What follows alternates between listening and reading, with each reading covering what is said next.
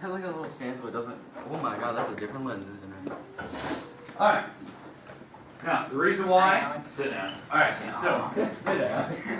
Hey, the reason why we are going to use that one is because there was a feature I didn't even know that was on there. Now, it didn't apply to your class for some reason. I think it was because it was too soft at the time when I was talking.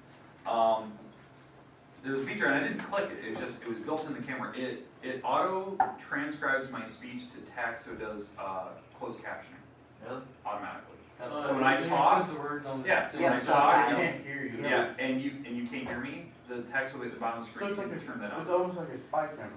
Yeah, kind of. Like the FBI So uses you that. talk, it's gonna say. It'll say if it can hear you. Yesterday it would have been Monday's video, so that's the one day I did use it this week. Your class is the only one I didn't capture. It must, because we were talking very soft that day. We only went through a couple problems, so we didn't have enough time to like figure out what I was saying. So how loud should we talk? Like, this is how loud we need to talk. Like that. It'll just if the video is long enough, it'll transcribe it automatically. You should get a second. Okay, so. That's Okay, so, all right. But I was kind of excited. So the camera looked great. We're gonna go with it today. So today maybe I should get rid of this. Today, all we're gonna do is we're gonna do just a few problems on decimals, and then I'm gonna use some time after lunch, just a little bit of time, where you can work on your page 182. Now remember, there was two parts of 182, 1 through 15 odds, exercise A, where you had to tell me what part they underlined, just the part, like, oh, that was the thousandths position, or that was the 10,000ths. Don't tell me the number. Don't tell me like, oh, they underlined 2. I know they underlined 2. I want to know what spot that was. All right, and then 1 through 9, all exercise B, you had to write those numbers into words. You had to ignore the directions they said, write them into word form. Okay? All right, so that was the homework that is due tomorrow. Just because I don't know about Friday. It sounds like we're not going to get much for snow anymore. I'm kind of disappointed by that. But I always want to be prepared. So, question. If it does snow and it is really windy Friday, I live out in the country and I live on Highway 69, and if that don't get plowed by, salted by the time school gets to leave for school, or anything like that, yeah, don't expect me here. Okay. All right. So, So- I have a random question. Yes. Are you still going to use that GoPro again? Oh yes, I will still be using it every now and then. So on game days, when I need the camera for basketball, I'll make sure that I use the GoPro so I'm not killing the battery in the camera. So. Because here's what usually happens at my place. I have a grove all the way around my place. And my driveway goes right to the grove. And if the wind's coming at the right direction, yeah, my dad can't get to that big snow pile without the people out. Yeah, it happens. All right, so here's what we're doing today. We're comparing and rounding decimals today. So that's the parts we're going to do before lunch. So that's what I want to make sure of. We only have a couple examples of each type today, but I want to make sure if like we don't get a certain one, we're going to spend more time on that particular type of problem. Okay, so the first one we're going to do, we're going to compare. We're going to be comparing decimals. So that's going to be the first thing. Now, how we compare, we're comparing. We're using inequality symbols. So we're doing inequalities. Now, if you don't know what the inequality symbols are, I'll put those symbols on the board here. These are the symbols that we need to get used to. A less than symbol or greater than symbol. So again, I'm going to put the words here. This is the less than symbol. That's how we say it, left to right. And then this is the greater than symbol.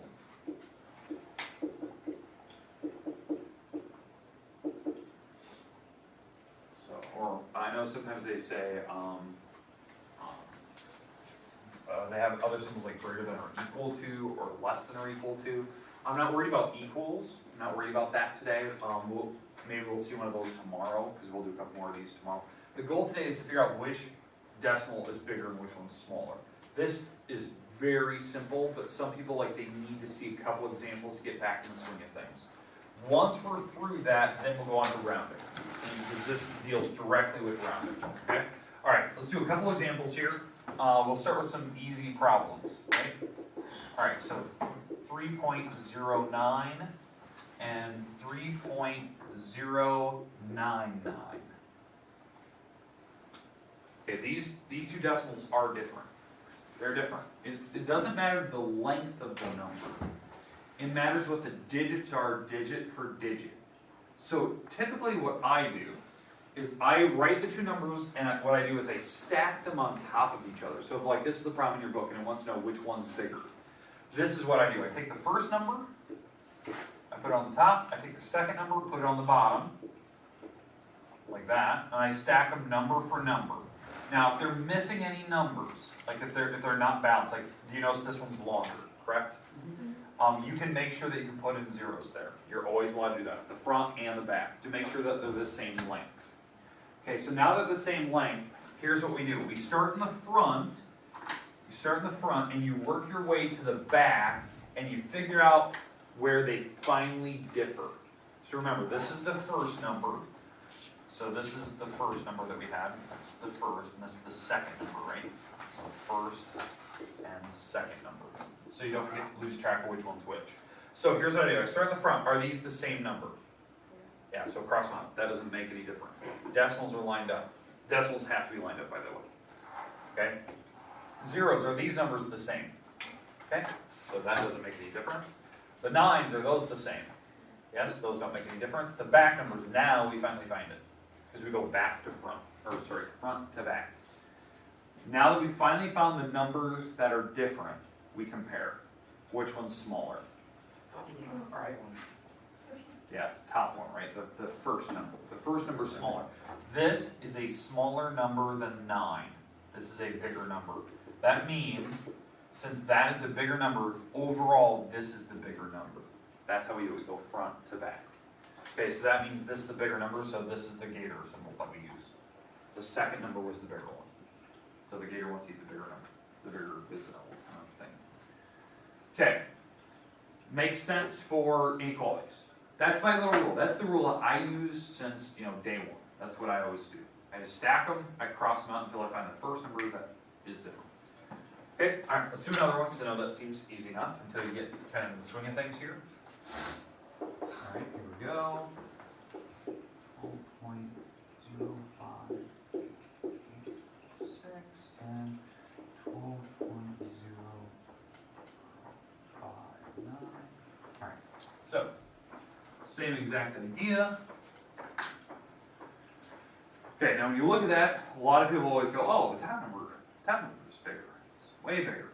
It's got longer numbers. That makes no difference. It's the actual digits that are involved. So that's the surprising thing. So I already stacked them. I just put them side by side here. I'll put this side by side over here. 05886 and the 12.059. All right. So I don't know why that really throws people off when they're different sizes like that. Longer numbers versus smaller. So I stack them on top of each other, sorry, I automatically did that. Line up the decimals, line up the numbers here. I can put in some extra zeros here so that every number has a number below it. So I think every number here is accounted for. Okay, so we start in the front and work our way to the back. What about the ones? Are they the same? Yep. Okay, so cross them out. They don't matter. 2's the Yep. same. Yep. Okay, zeros. Yep. Yeah. 5's. Yep. Yeah. Oh, here's the first numbers. These are the first numbers that differ. This will make or break the number. Which one's the bigger number? 8 or 9? 9. This is the bigger number then. Since 9 is bigger, that 9 is bigger, it's automatically that this bottom number is the bigger number. Because you compare front to back.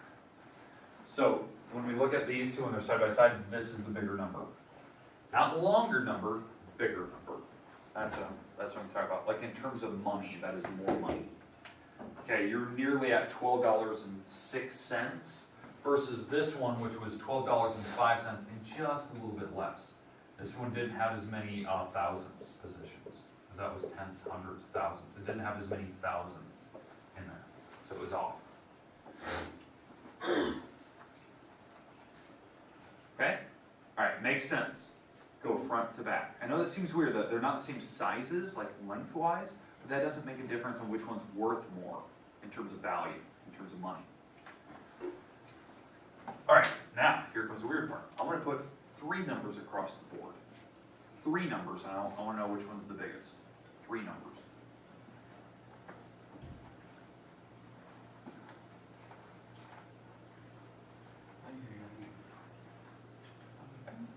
Are we gonna go Today is just no damn Not hungry. soon, like, Eventually. Eventually, maybe later this week. It'd be like, probably a Thursday or Friday kind of thing. Alright. So, next example, 3 numbers here. Let's go with 3.68721. 3.6858210.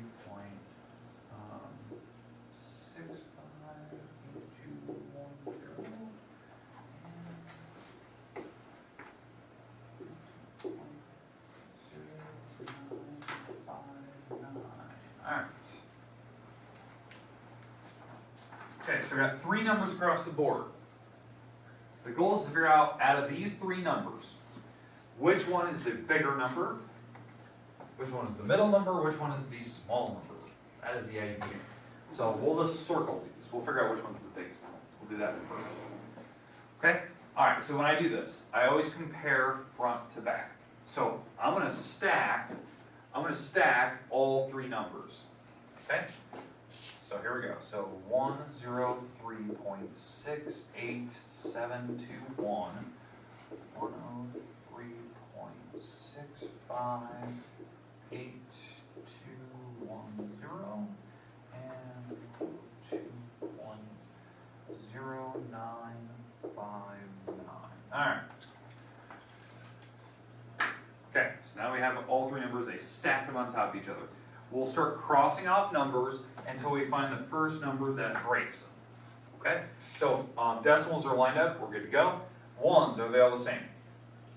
Good, so those don't affect anything. What about the zeros? Are they the same? Yep. Okay? What about the 3s and 2s? Nope. No, okay. Since this number right here was small, that was a smaller number than the others, that means this is the smallest number. The 2 is too small. It wasn't like the 3s. This is the smallest number up here. This is worth the less. This is the least amount of money. That's the smallest number right there.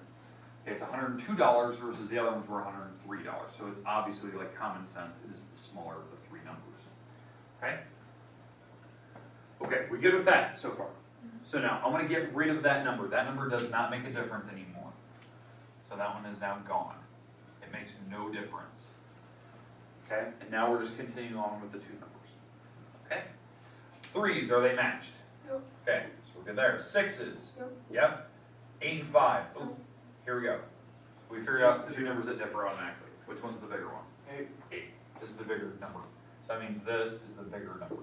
This is the biggest number up here. This is the biggest number, and this is the middle number. And this is the middle term. So I actually put them in order. The biggest number is because the 8 was bigger than this. So what this is like, if I think in terms of money, so $103.68 and some, hidden money that your bank account wanted to show you. This one's $103.65. So this guy or lady, whoever this person was, has 3 more pennies than that person, like actual pennies. Except for all the hidden stuff that you wouldn't see in your bank account. Make sense? So, that's the idea. So, front to back, always cross them out. Any questions, comments, concerns about how to compare? Which one's bigger, which one's smaller? This is my rule. I stack them. You have to line up the decimals. That's a big deal, lining up the decimal points. Because it could be like super obvious from the beginning, like that one. Noticing that the $102 was instantly the smallest. Okay, that type of thing. Okay, let's move on. Now we're going to talk about rounding. And the type of rounding we're going to do today is place value rounding. So that's going to be our new topic today. So rounding. We're going to use place value to help us. Okay, to do this place value rounding, we have to use the place value chart. Okay, so that's where we're going to use the chart to actually help us round it. So, the chart is that list that I had on the board the other day. Okay, in fact, it was on I think it's on the website from Monday. I think or yesterday's lesson will be online. I think it'll be online. I think it's still posting. It should be online within the hour, I think. But that chart will be there. We're going to use that chart to help us round to a certain location. And the book always kind of tells you what they want you to round to. So, I'm going to give you an example. In fact, we're going to use this number. that number right there. That's the number we're gonna start with, okay, because that was the bigger of the three numbers, okay? We are gonna try to round this number. And what we're gonna go to is a certain spot on that chart. We're gonna round to the nearest hundredth position. Hundredths position. So THS. So what does the THS at the end tell you? Where is that hundredth? It's after the decimal. That's what the THS. So we know that the number we're rounding to is after the decimal. Okay, so what number up here, since we know it's one of the back numbers, which number is in the hundredth spot? 8. The 8. That's the number we're rounding to, the nearest hundredth spot. So that means, here's how it works when you round. They want us to round. This is my little rule that I always do. Okay, you need to identify the number that you're rounding to. So notice, knowing where the hundredth position is. This is the hundredth. That was 10th, 100th, 1,000, 10,000s, 100,000s. So this is the spot we're rounding to. So here's how it works. You look behind it. Always look at the number behind it. If the number behind it is 5, 6, 7, 8, or 9, so it's a bigger number, right? 5, 6, 7, 8, or 9. If the number behind one of those numbers, which it is, this 8 will go up. It'll go up by 1. So is the number behind it a 5, 6, 7, or 8, or 9? Yeah, so that means the 8 here will turn into a 9. The rest of the numbers will stay the same out front. And what you do, since now that I've rounded the 8, and I've made it, 1 bigger because the number behind it was really big, you chop off all the rest of the numbers. You get rid of them. Because I'm going to the hundredth spot. Did my number end in hundredths? We're good. That's where we stop. Okay? Now, the only reason why you're allowed to chop off all the rest of the numbers, because all the rest of the numbers are now zeros. So when they're back behind the decimal, you don't need zeros. You get rid of them. They're not needed. That's why I got rid of them. All right, does everyone see how that works? Okay, let's do another one. So, somebody give me a number, please. 2, 2, keep going. 5, 5, 8, 8, 9, 9, 17. 17. Okay, all right, let's stop there. That'll work. All right, we're going to round to the thousands position. So we're going to round to the nearest thousands. Thousands. So THS at the very end. Sorry, I got cut off by the mark board here. So we're going to round to the thousands. What number up here is in the thousands? Now we know it's behind the decimals because it has the THS. But what number up here is the thousands? 9. The 9. Okay, so knowing that this is the thousands position, because that's tenths, hundredths, thousands. So what we do is we always look behind it. Is that number behind it a 5, 6, 7, 8, or 9? No. No. So that means the 9 will stay the same since it wasn't bigger, right? It wasn't a 5, 6, 7, 8, 9. So the 9 will stay the same. The rest numbers out front stay the same. And all the numbers behind it, you chop them off. You make them zeros. Or they're just gone, however you want to think of it. Make sense? So if it's 5, 6, 7, 8, it goes up. If it doesn't, you stay the same. Okay, we good with that? We're done for today. That's kind of it. Okay. Okay, after lunch, because I know we're going to have lunch here in about 2-3 minutes. After lunch, I'll give you some time where you can work on your assignment. Now, I know some of you got it done yesterday. That's great. It's perfect. Page 192. If you don't, make sure you're working on it. Make sure you're staying busy on that. Okay. Tomorrow, make sure you bring your book. I think we'll probably get to homework on this. We'll probably do a quick review of what this previous homework was, because I'm going to throw one more part in there, one more piece from that homework on the new stuff that we're going to probably get tomorrow. And it'll be pretty easy. So this is what you're looking at. This is the type of problems we're doing.